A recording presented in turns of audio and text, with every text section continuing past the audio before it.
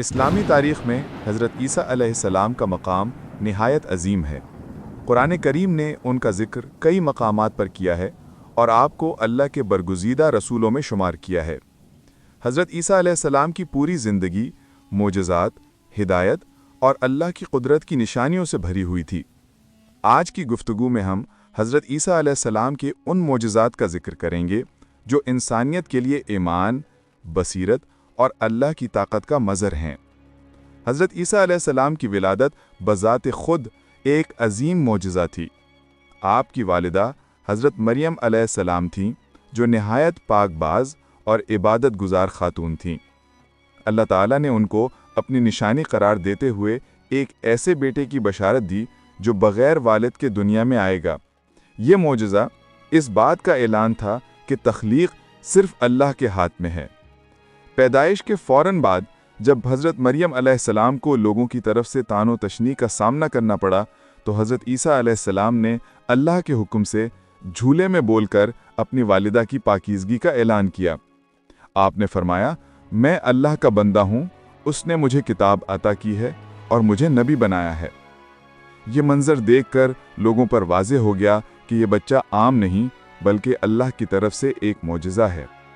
حضرت عیسیٰ علیہ السلام کا ایک مشہور معجزہ یہ تھا کہ آپ مٹی سے پرندہ بناتے اور اس میں پھونک مارتے تو وہ اللہ کے حکم سے زندہ پرندہ بن جاتا۔ یہ واقعہ قرآن میں صاف بیان ہوا ہے اور اس بات کی دلیل ہے کہ اللہ جسے چاہے اپنی قدرت کا مظہر بنا سکتا ہے۔ آپ کے ہاتھوں اللہ نے ایسے معجزے ظاہر فرمائے کہ اندھے بینائی پانے لگے اور کوڑ جیسے لا علاج مریض صحتیاب ہو گئے۔ اس وقت کے حکیم اور اطباء جن بیماریوں کے آگے عاجز تھے، وہاں اللہ نے حضرت عیسیٰ علیہ السلام کو ذریعہ شفا بنایا۔ حضرت عیسیٰ علیہ السلام اللہ کے حکم سے مردوں کو زندہ کر دیتے تھے۔ یہ سب سے بڑا اور حیرت انگیز معجزہ تھا۔